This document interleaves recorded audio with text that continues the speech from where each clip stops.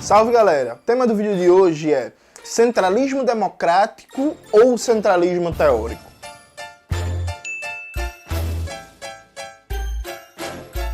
Antes de começar propriamente o tema do vídeo do canal, quero, como sempre, muito agradecer a você que ajuda a manter e melhorar nosso trabalho a partir do Apoia-se. O seu apoio é fundamental para a gente continuar essa divulgação do marxismo. Note, é muito comum se difundir uma concepção equivocada do que é centralismo democrático. É pressupor que o centralismo democrático significa uma espécie de centralismo teórico, ou melhor dizendo, um monolitismo teórico. Ou seja, todas as pessoas dentro de uma organização com centralismo democrático vão pensar iguais em termos de concepção de marxismo, do debate, sei lá, histórico sobre o que foi a União Soviética, no debate sobre a obra do jovem Marx e do velho Marx, no debate sobre Cuba, no debate sobre a China atual e por aí vai. A ideia de que num partido com centralismo democrático não existe pluralidade teórica de opiniões, ainda que com unidade de ação. Essa compreensão ela é derivada basicamente de uma transposição mecânica da realidade do Partido Comunista da União Soviética dos anos 30 para o mundo, para a história, inclusive para a obra de Lenin. De maneira bem telegráfica, veja, o Partido Comunista da União Soviética ele tinha proibido a formação de tendências de grupos, na época ainda da Guerra Civil, quando ainda era Partido Bolchevique, e isso se agravou a partir dos anos 30, né, com todo o processo de transformações radicais que a União Soviética estava passando, coletivização do campo, industrialização acelerada, as próprias consequências da Guerra Civil que ainda eram vigentes, o cerco que a União Soviética sofria no âmbito geopolítico, né, atacada pelas potências liberal-imperialistas e cada vez mais ameaçadas pelo crescimento do nazifascismo, seja na Itália e países do leste europeu e depois a Alemanha, seja do próprio Japão, né? Vamos lembrar que a União Soviética fazia fronteira ali com o Japão, estava muito próximo ali do Japão. Então note, naquele contexto específico, na União Soviética, os debates e controvérsias teóricas acabaram assumindo cada vez mais uma dimensão de razão de Estado e houve uma certa militarização do debate teórico e das ciências humanas da União Soviética. Ao ponto de que você discordar, por exemplo, da linha oficial do partido no debate sobre teoria marxista do Estado era quase que como você está negando o programa do partido, traindo o partido, atacando a revolução.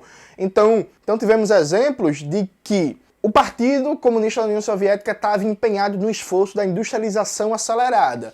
Tinha uma forte corrente de juristas na União Soviética que compreendiam que o socialismo significava o fim do Estado, o fim do direito, o fim da norma jurídica.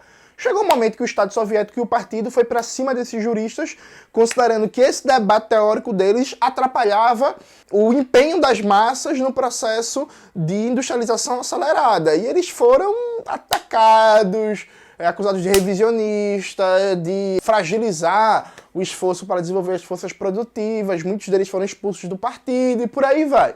Veja, essa concepção meio, entre aspas, militarizada das ciências humanas dos debates teóricos foi uma concepção que respondeu a uma necessidade histórica, e eu não estou dizendo que foi o melhor, estou dizendo que foi uma resposta. Dizer que foi uma resposta histórica não significa dizer que foi a única, aliás, não significa dizer que era a única possível, não significa dizer que foi bom. Mas foi uma resposta histórica, é uma conjuntura em que o poder soviético estava numa situação muito fragilizada no cenário geopolítico, isolado, atacado, cercado, e do ponto de vista interno você tinha transformações estruturais muito rápidas, uma luta de classe a nível interno muito grande. Mas veja, essa concepção meio que de monolitismo teórico, até certo ponto, ela nunca foi a concepção de funcionamento do partido bolchevique, né, antes da conquista do poder. Acho que aqui é o ponto central, porque a gente não pode fazer uma transposição mecânica entre um partido comunista no poder e um partido comunista que está buscando conquistar o poder, porque são momentos históricos diferentes, com funções diferentes, formas organizativas diferentes, enfim, meio que tudo muda, porque porra faz muita diferença, estar no poder ou não, né? Estar no poder não é ganhar um governo numa eleição burguesa, é sempre bom lembrar. E aqui veja, recentemente foi publicado no Brasil o livro O Centralismo Democrático de Lenin, organizado pelo Gabriel Lande e pelo Gabriel Lazari. Esse livro mostra que a concepção do centralismo democrático de Lenin nunca foi de um monolitismo teórico. Aí aqui, meu amigo, veja, eu não sou do tipo que gosta de ficar fazendo disputa, dizendo que Stalin traiu Lenin. Aliás, eu nem uso esse termo traição, como vocês bem sabem, eu não gosto disso. Agora veja, Stalin não era Lenin. Tem muitas coisas na obra do Stalin que são continuidades do Lenin. Tem muitas coisas na obra do Stalin que o Lenin, inclusive, aprovava e achava muito bom, como o debate do Stalin sobre a questão nacional. Agora, Lenin não era Stalin e Stalin não era Lenin. No debate sobre questão organizativa, sobre a concepção de teoria dentro de um partido revolucionário, a concepção de Lenin é diferente da de Stalin. Nesse livro, que foi, como eu disse, organizado pelo Gabriel Lande e pelo Gabriel Lazari, vocês vão ver algumas coisas. Primeiro, Lenin nunca defendeu o monolitismo teórico. Vocês não vão achar na obra do Lenin nada de Lenin defendendo uma única concepção de marxismo, uma única concepção de teoria marxista do Estado, uma única concepção de teoria marxista do direito, uma única análise da Comuna de Paris, que era a experiência histórica do proletariado de conquista do poder mais próximo, né, que tem dos bolcheviques. Isso não existe na obra de Lenin. Alguém pode falar assim, mas Jones, esse livro que está aparecendo aqui, o Centralismo Democrático de Lenin, é uma seleção de textos. O Gabriel Lazari e o Gabriel Lande podem ter deixado de fora textos do Lenin defendendo o monolitismo teórico. Na verdade, não, tá ligado? Porque o livro, embora seja, sim, uma seleção, ele é muito representativo do que era a concepção do Lenin. Quem tiver dúvidas, tem as obras completas do Lenin em inglês, tá ligado? Tipo assim, é só ler. Mas eu garanto a vocês que é bem representativo. Vocês vão ver no livro que o Lenin, inclusive, defendia o tempo todo a liberdade de polêmica. Esse é o segundo ponto. Para Lenin não fazia sentido a ideia de que não pode ter polêmicas teóricas, controvérsias teóricas no âmbito de um partido revolucionário, de um partido com centralismo democrático. Qual era a questão de Lenin, ao meu ver, correto? Essas polêmicas teóricas, elas não podem impedir a unidade de ação.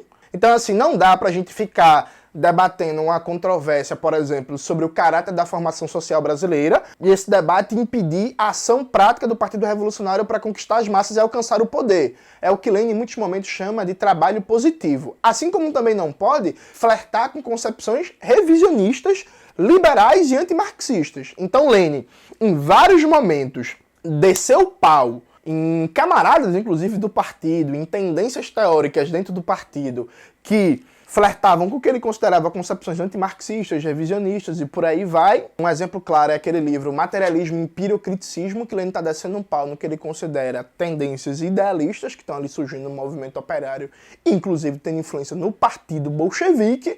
Mas você não acha Lenin dizendo assim, então criticamos o materialismo e empiriocriticismo, a partir de agora a teoria oficial do nosso partido é essa e ninguém pode discordar, todo mundo tem que concordar com Lenin no debate sobre teoria do conhecimento. Isso não existe na obra do Lenin. Lenin sempre deixou claro o seguinte, veja, primeiro, o fundamental numa organização revolucionária é a unidade de ação, a preservação da forma organizativa, a defesa da forma do partido revolucionário, partido de vanguarda, com revolucionários profissionais, com agitação e propaganda ativa, com o jornal como centro unificador da política do partido, um partido com capacidade de atuação legal e ilegal, um partido que tem atuação sindical e que consiga elevar o nível de consciência das massas, do trade unismo ou do economicismo, para o nível de uma consciência revolucionária, etc, etc. Mas dentro disso, um partido vibrante, vivo, com controvérsias teóricas. E a grande prova disso, gente, é a própria configuração do Partido Bolchevique, né? Vamos lembrar que era do Partido Bolchevique Lenin, Bukharin, Kamenev, Zinoviev, Stalin, Pachucanes, Radek, Preobrashensky e tantos outros. Veja, e eles são muito diferentes entre si, sabe? A concepção de marxismo de Stalin é muito diferente da de Bukharin em vários aspectos. A de Kamenev é muito diferente da de Radek. A de Zinoviev é muito diferente da Preobrashensky. Eles estavam todos ali convivendo dentro do Partido Bolchevique. O Partido Bolchevique, ele reduz o espaço para as controvérsias teóricas depois de conquistar o poder no âmbito da Guerra Civil. Mas, mesmo no âmbito da Guerra Civil, tem um momento que eu acho que é muito instrutivo do que Lenin defendia. Veja, no debate sobre imperialismo, ficou muito conhecido a interpretação de Lenin, que sem dúvida do debate clássico é a melhor. Mas veja, o Bukharin tinha uma outra interpretação do imperialismo que em muitos aspectos discordava da de Lenin. E Lenin foi pro palco, Bunkari, foi pro debate teórico, os debates na revista do partido, o debate no Congresso, o debate nas bases, tá ligado? O Lenin nunca defendeu chegar lá e expulsar Bukharin, porque Bukharin discordava da concepção dele de imperialismo. Até porque Lenin era um revolucionário e não burocrata, no sentido ruim da palavra burocrata. Lenin sabia que, por exemplo, aparece um cara com uma concepção diferente de imperialismo. Defender expulsar o cara ou fazer um enquadramento administrativo não significa, por exemplo, elevar a consciência das massas sobre o que é o imperialismo e não significa, inclusive, acabar com sua influência. Porque só um burocrata de mente muito estreita vai achar que, eita, existe uma controvérsia teórica no partido. Se a gente expulsar o outro lado, a gente ganhou necessariamente a controvérsia teórica. É claro que não. Lenin não era burro. Isso não significa, evidentemente, ter uma imagem idealizada de Lenin, né? Lenin operou expurgos, viu? Volta e meia aparece alguns textos falando assim, o partido de Lenin não reprimia e tal, com o partido de Stalin. Veja, eram momentos históricos diferentes. A comparação não faz nem sentido. Lenin, sim, operou expurgos, inclusive, na época, um grande expurgo que botou para fora mais de 100 mil militantes do partido, mas não por controvérsias teóricas, dentro do âmbito do marxismo. Uma coisa é quando sai do marxismo.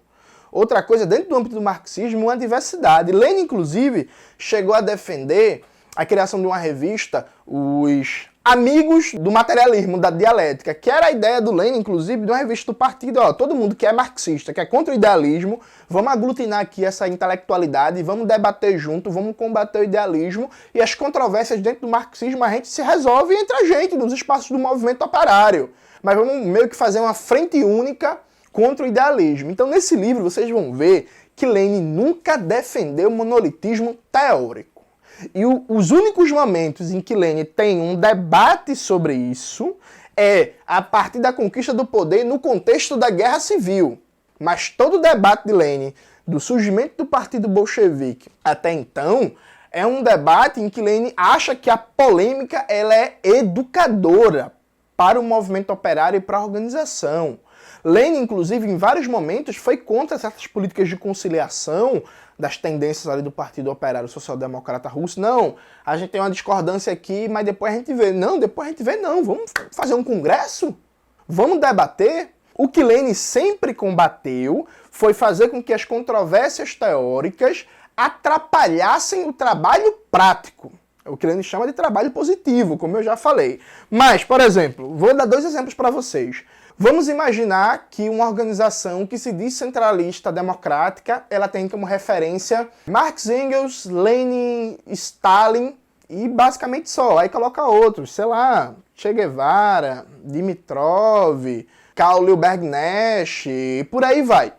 E aí ninguém nessa organização pode ter referência em Mao Zedong, pode ter referência em Rui Mauro Marini, pode ter referência em Kim Il-sung, em Ho Chi Minh. Veja, isso não está de acordo com Lenin. Isso não faz sentido nenhum. Não pode ler, não pode estudar, não pode ter o autor como referência principal. Isso é monolitismo teórico que não tem nada a ver com o centralismo democrático de Lenin. Prova disso é que Lenin, já no poder, recomenda para o departamento, o Comissariado do Povo da Educação, a publicação das obras completas do Plekhanov. Plekhanov, que era o menchevique, que virou um renegado comunista, e Lenin falou, esse bicho tem obras muito importantes, e a despeito dos problemas políticos dele, temos que publicar para a juventude ler, principalmente as obras filosóficas de Plekhanov. Tem outro famoso trecho de Lenin, que é Lenin falando assim, Rosa Luxemburgo errou nisso, errou naquilo, discorda dela nisso, discorda dessa naquilo, mas Rosa Luxemburgo era uma águia da revolução, ela era foda e tem que publicar as obras completas de Rosa Luxemburgo. Tem outro trecho de Lenin, outro texto, que é as tarefas comunistas da juventude, em que Lenin fala que a juventude tem que se apropriar de toda a ciência e todo o patrimônio cultural da humanidade, inclusive os filósofos, sociólogos, politicólogos, burgueses.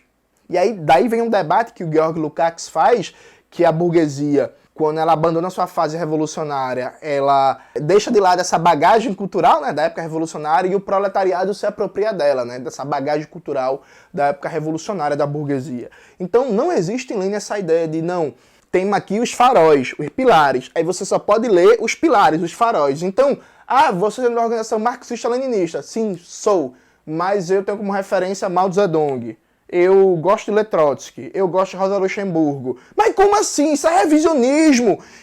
Não é centralismo teórico. Não, isso é centralismo teórico, de acordo com Lenin.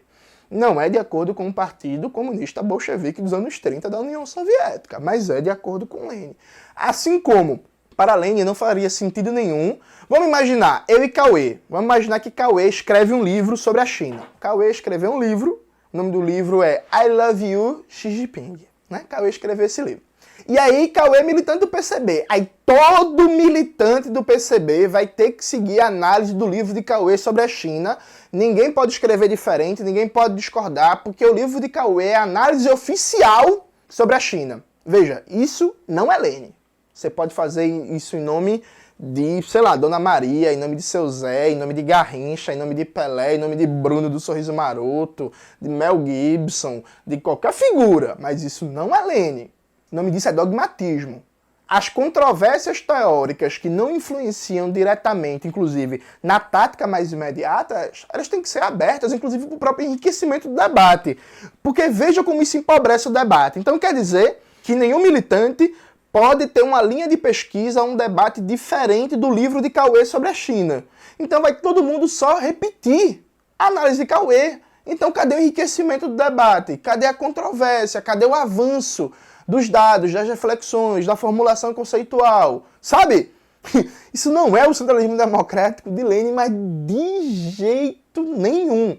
Então essa concepção que circula aí na internet, que tudo é revisionismo. Não, revisionismo, revisionista, ele é revisionista, ele não é marxista-leninista de verdade porque ele gosta de ler Trotsky, porque ele gosta de ler Mariátegui, porque ele gosta de ler Florestan Fernandes, porque ele gosta de ler Rui Mauro Marini, Vânia Bambirra. Isso é dogmatismo, isso não tem nada a ver com Lenin e eu desafio alguém a me mostrar. Agora não é mostrar trecho fora de contexto não, viu? Que é a famosa arte das tesouras. É mostrar de maneira substantiva na obra de Lenin, os debates dele do Partido Operário Social-Democrata Russo e depois do Racha, né, do Partido Bolchevique, quando foi que Lenin, de 1890 a 1917, defendeu essa concepção com monolitismo teórico.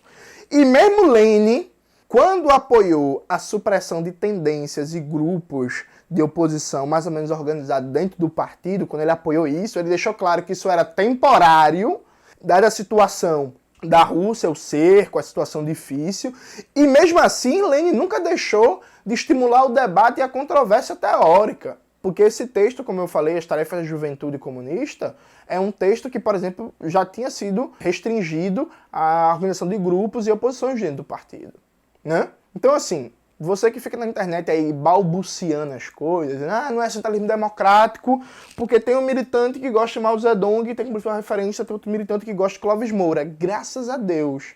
É isso que promove enriquecimento teórico. É isso que promove avanço do marxismo. É isso que promove a formação de propagandistas qualificados. Isso e outras coisas, né?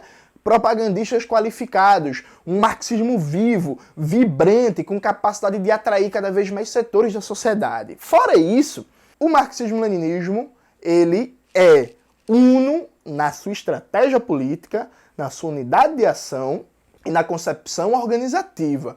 Mas ele é diverso e aberto a várias controvérsias, a várias polêmicas teóricas, e a própria polêmica é a alma viva da política leninista. A polêmica que não fere a unidade de ação, a polêmica que não nega o programa revolucionário, a polêmica que não nega a estratégia revolucionária. É isso que Lenin defendia. Aí se você quiser defender outra coisa, fique à vontade, é com você e a sorte. Eu defendo Lenin, e no centralismo democrático de Lenin não tinha monolitismo teórico.